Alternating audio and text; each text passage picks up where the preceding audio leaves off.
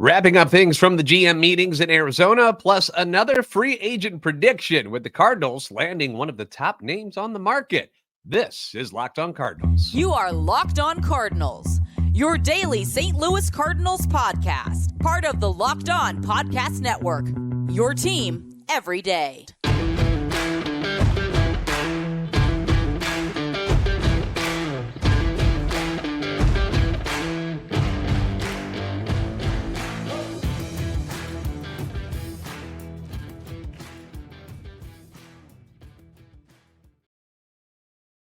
Hey there, Cardinals fans. I'm JD Hafford, and I'm a national radio sports anchor, born and raised in the Lou, and a lifetime Cardinals fan. And I'm your host for Locked On Cardinals, part of the Locked On Podcast Network, your team every day. You can follow me on Twitter X at JD Sports Radio. You can follow the podcast at LO_Cardinals. I want to thank those of you who make Locked On Cardinals your first listen every day. We are free and available wherever you get your podcasts. You can also find us on YouTube. Make sure you like, subscribe, and comment. That way you're interacting with us. Hit the notification button so you know when new episodes are posted. This is a show serving Cardinal Nation and giving the best fans of baseball all of the info about the birds on the bat. Today's episode being brought to you by Jase Medical. Empower yourself when you purchase a Jase case, providing you with a personal supply of 5 antibiotics that treat 50-plus infections. Get yours today at jasemedical.com. That's JASE Medical.com. All right, first and foremost, happy Veterans Day to all our veterans out there. We appreciate your sacrifice for the country, and hope you're enjoying your day so far. Since we're doing a Saturday show today, I wore the victory blues, which Cardinals would wear on the road on Saturday. So got those on today, and we're going to talk about a number of different subjects today, but I want to start with the GM meetings. They're over. They wrapped up in Arizona. They actually came to an abrupt ending on Wednesday. Wednesday is when they actually shut down because Thursday's meeting was canceled due to it was at least 30 people that experienced a stomach virus of some kind during the meetings, which is kind of creepy and scary after what we just went through in 2020. So what did we learn? What did we actually learn from the GM meetings as it pertains to the Cardinals? Nothing new, really. Like when you think about it, nothing new. You know, we know what the goal is this offseason. We know what it's been. We've known that since August. The Cardinals need pitching. They are willing to make trades to acquire it, as well as sign free agents to do it. Now, none of this is new information. We got some quotes from President of Baseball Operations, John Mozeliak, about things, which is great.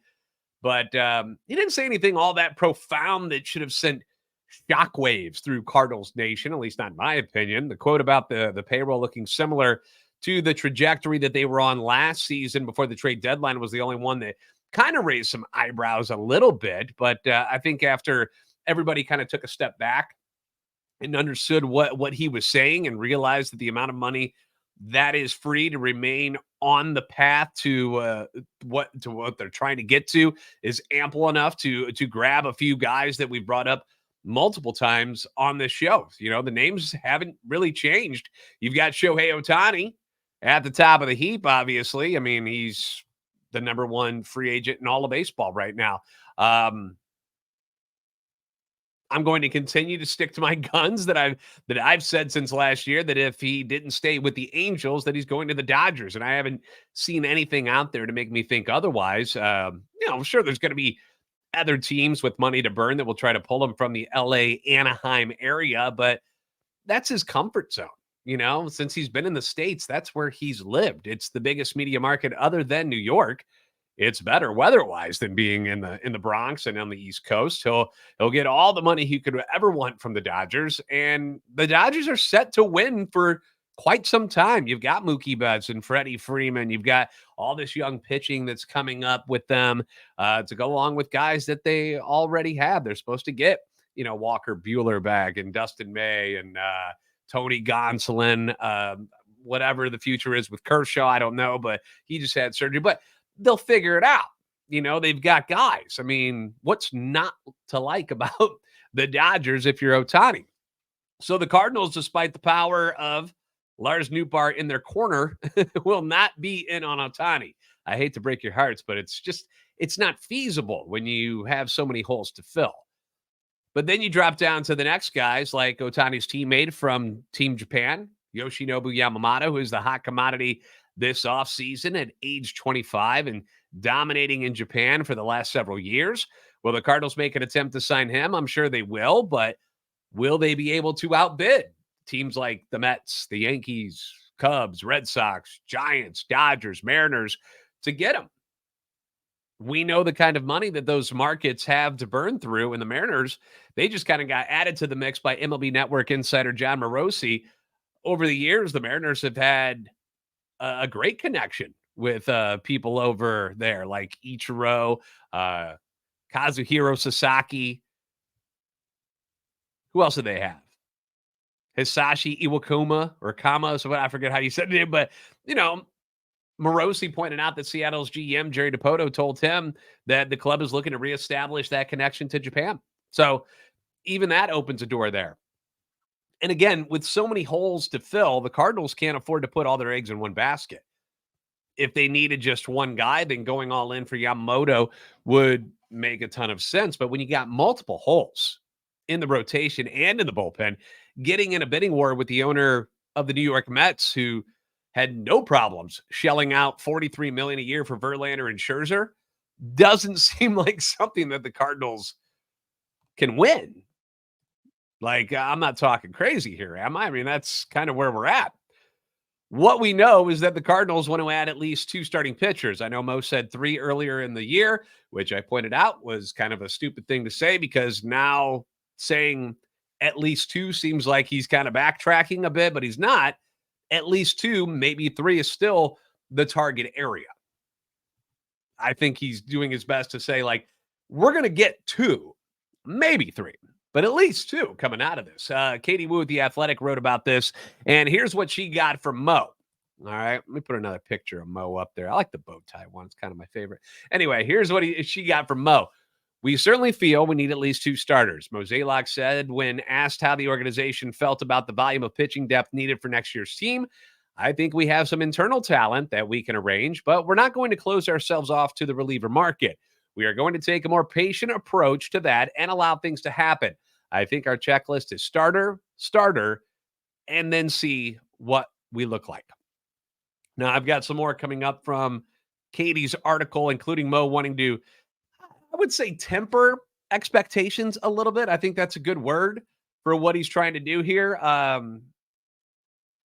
Because despite fans clamoring to sign Aaron Nola, Jordan Montgomery, Blake Snell, Sonny Gray, like getting all these guys, some fans think it's actually going to happen, that they can sign 2 or 3 of these guys. I don't. And I don't think Mo thinks that's the case either. So he's trying to temper expectations. I'll let you know what he said about that. Plus, a prediction on one of these top guys that by people who know what they're talking about, predicted that this guy will land in St. Louis. We'll talk about it next on Locked On Cardinals.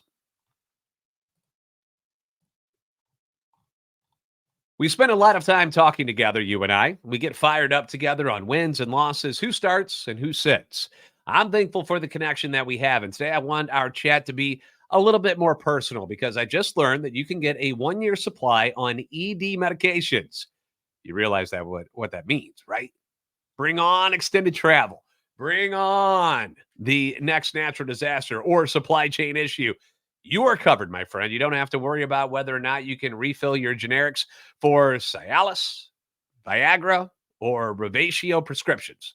Don't have to worry about it anymore. This is possible because of our friends at Jase Medical. If you go online right now at jasemedical.com, that's JASE medical.com, to receive your 12-month supply on your daily medication. You can do that. Remember to use the promo code before you type it all in. The promo code is Locked On, LOCKEDON at checkout, and you'll get a discount as well. A verified customer had this to say about Jase. I am thankful for the service. Supply chain issues caused me to cut pills in half to have it. I ordered most of my daily meds with a year's supply. I also ordered antibiotic kits. I feel secure now. Prices are lower than local pharmacies. I highly recommend this for everyone.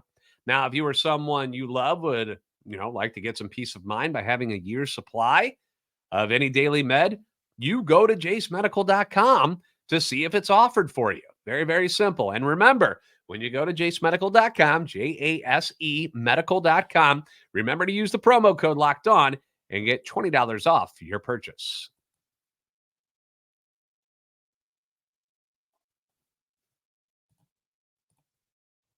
Thank you again for making Locked On Cardinals your first listen every day. You can leave your comments on YouTube as well as on Twitter anytime you want. Your feedback is always welcome and encouraged. I know we're going to have a comments episode coming up here real soon because we've had a lot of discussion online of what the Cardinals are going to do, what they should do, what they shouldn't do. Everybody's got an opinion, right? Everybody's got one. Nobody has been proven right or wrong yet because we don't know what's going to happen just yet. But we do know that the pitching market is going to be a fierce one, because just about everyone in the league is looking to add arms to their rotation and bullpen. Very few teams are like, we're good. We don't need any of these guys.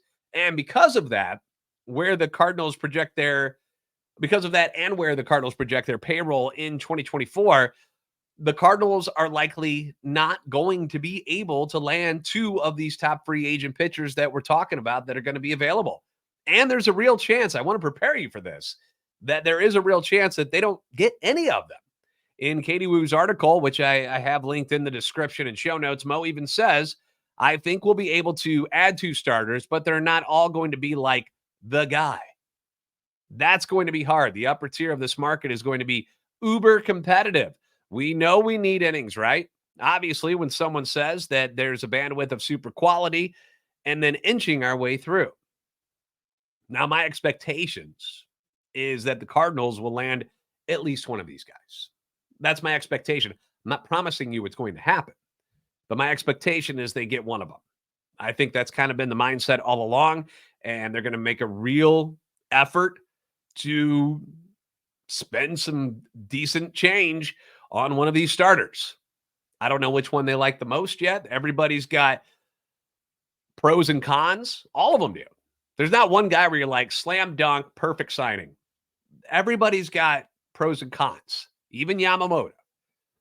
And one of the guys that we've been talking about was actually predicted to sign with the team by the folks over at MLB.com. We took a poll from 58 other contributors.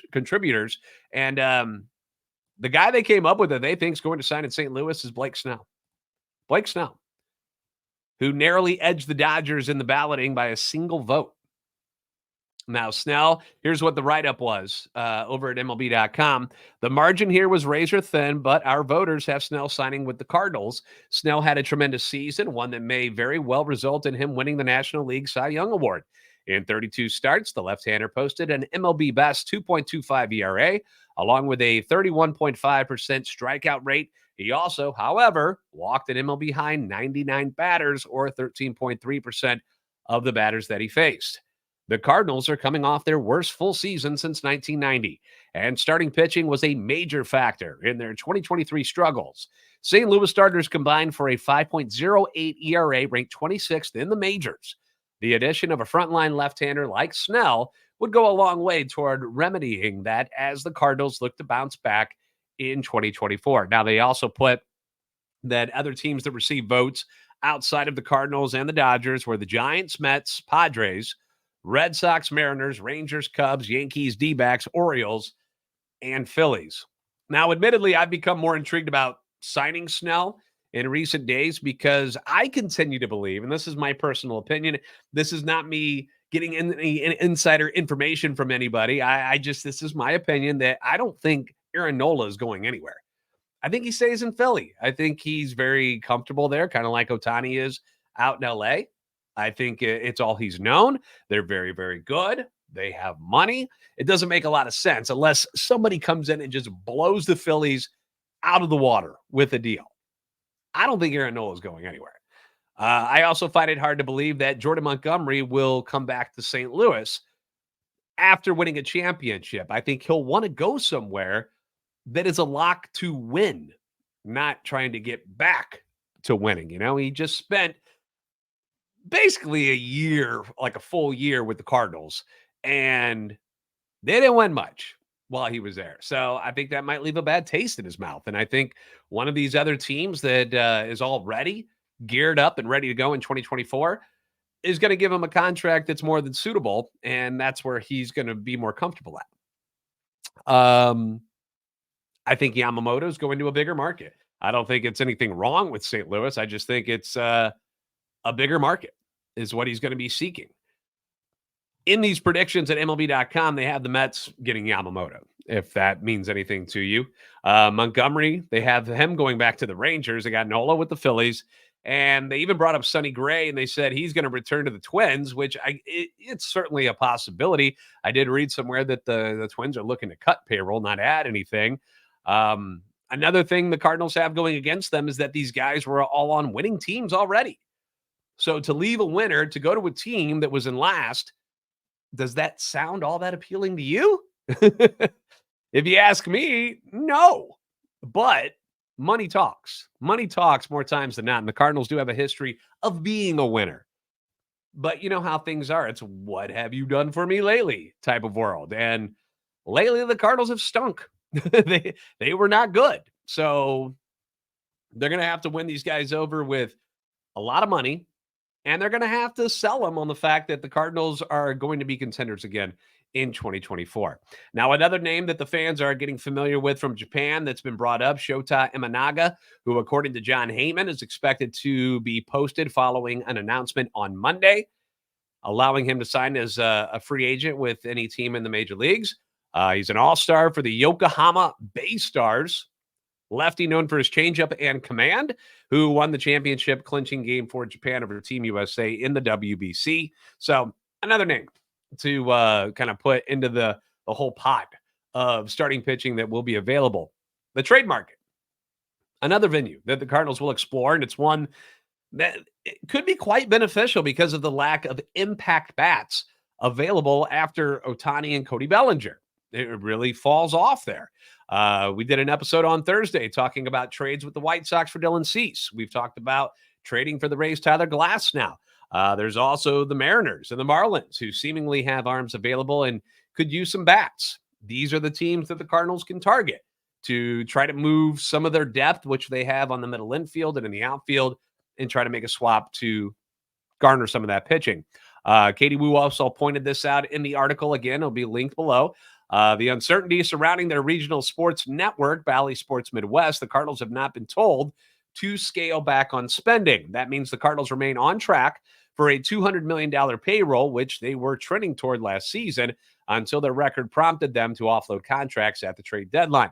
She also brings up how important ticket sales are in this article. Now, we saw how empty Busch Stadium was at the end of the season, right? The final couple of months, it was a ghost town at Busch Stadium, but a lot of those seats were already sold, but the people just decided not to show up. Now, St. Louis had the fourth best baseball attendance this year. They drew more than 3.2 million fans. However, the gate revenue dropped dramatically because people quit showing up with 2 months to go in the season.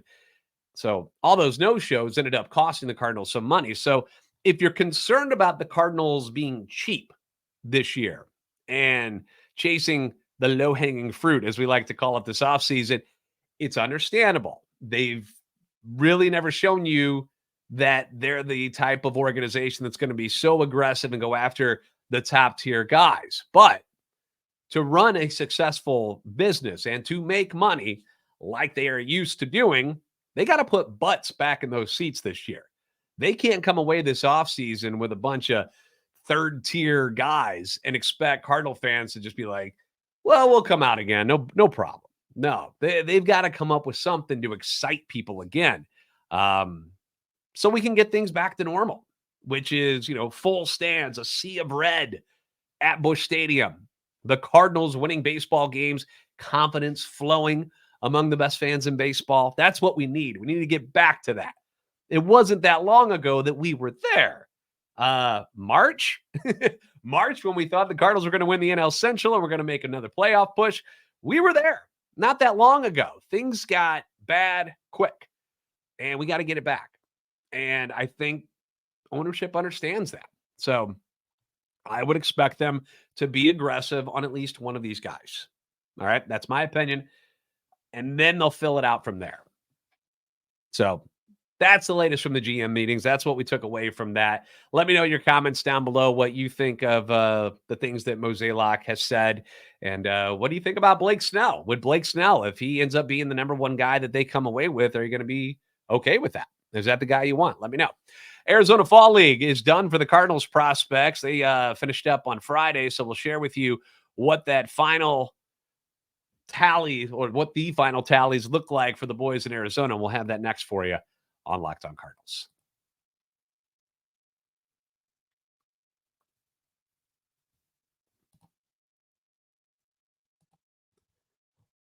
The Cardinals' moves this offseason will also reflect how they feel about their prospects in the system. I've made the case that I'd like to see a few of these young pitchers cut their teeth in the bullpen this year if they need to.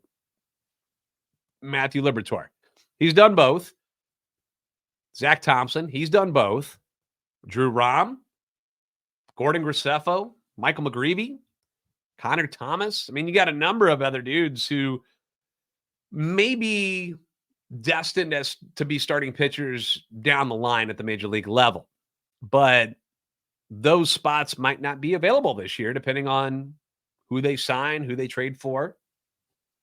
We also know there could be some movement in the outfield with guys like Tyler O'Neill, Dylan Carlson, Alec Burleson. We've heard their names brought up as possible trade chips to go get some pitching. Some of the prospects who could be a part of the team's future sooner rather than later were just playing in the Arizona Fall League this year, and they had good years. It wasn't so bad out there. Their season's over. They ended up losing on Friday, so I've got the final wrap up here, courtesy of our buddy Daniel Guerrero at STLtoday.com. So here's what he had to say.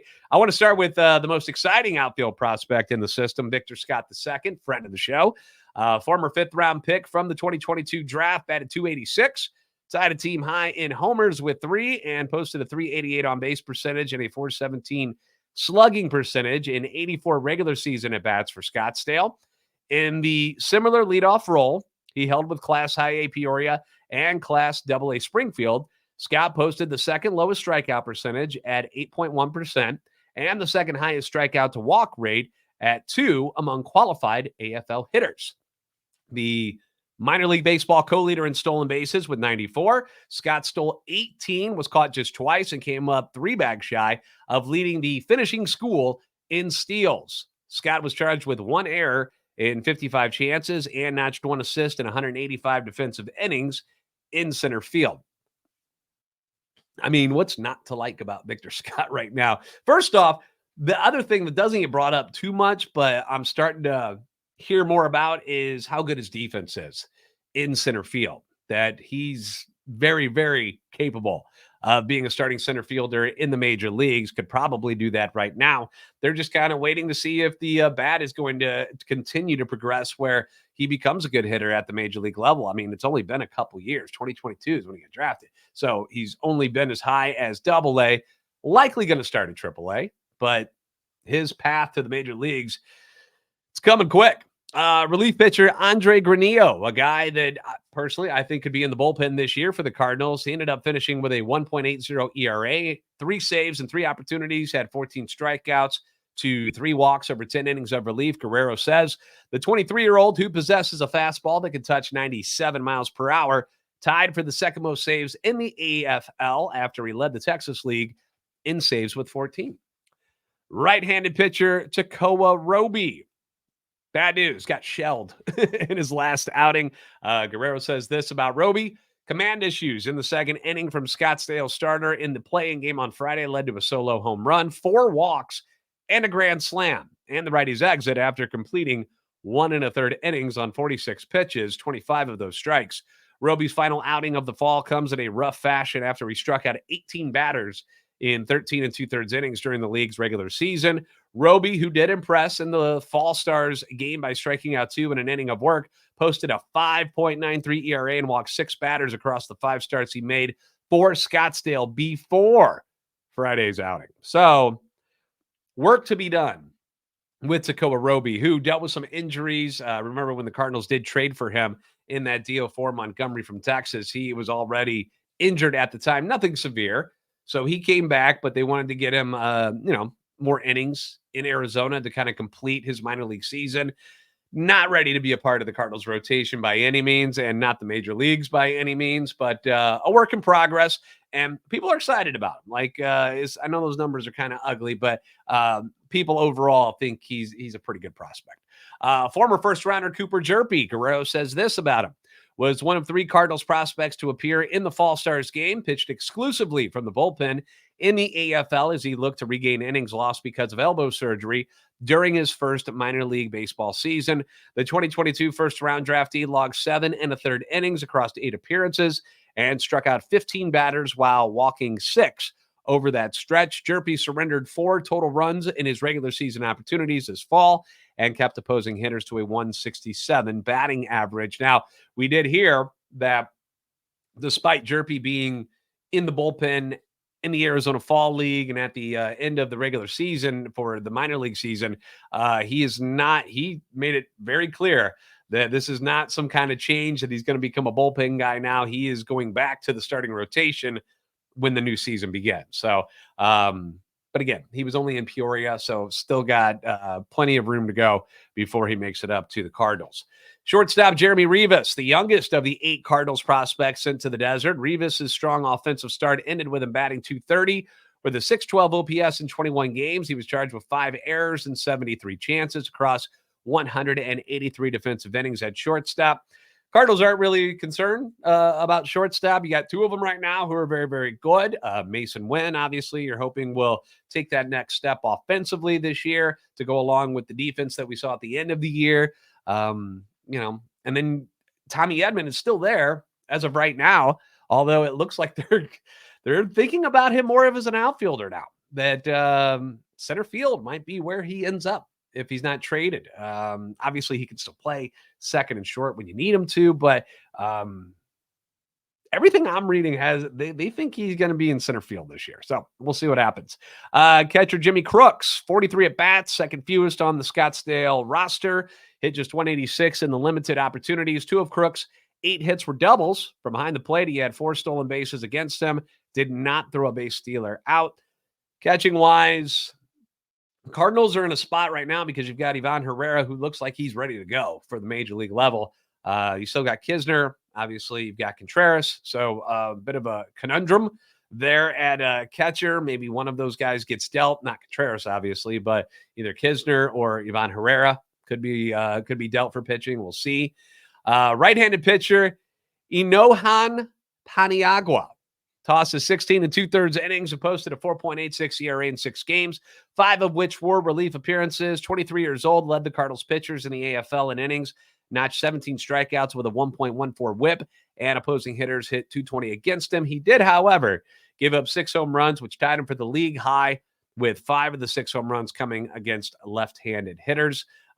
He was a low minor league guy this year, dealt with injuries. So he's not really somebody that you're looking at the major league level yet, but somebody to keep an eye on. Obviously, they like what he's got.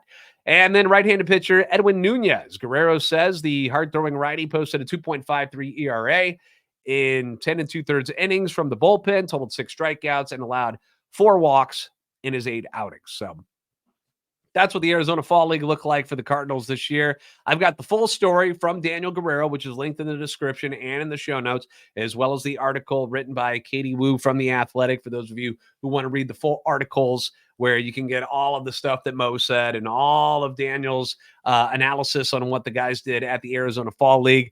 My takeaway is that the Victor Scott star continues to ascend, and if any of these outfielders that we've been talking about get dealt for pitching, perhaps he gets a shot at the major league club at some point in 2024. I wouldn't say that's out of the question. Granillo, certainly a bullpen candidate, while the rest of the group appears destined for the minors in 2024. But it's good to hear that for the most part, the guys did well. Roby being the one that kind of stood out where it's like, that's not so great, but we're not worried about it. At least nobody seems to be worried about it. Anybody who's in charge or is important is not worried about it. So we shouldn't either. All right, that's going to wrap things up today. Thank you for making Locked On Cardinals your first listen every day. If you haven't already, please give us a follow on Twitter at LO_Cardinals and at JD Sports Radio. Like and subscribe on YouTube. We did it. We got past 8,000. Good job, everybody.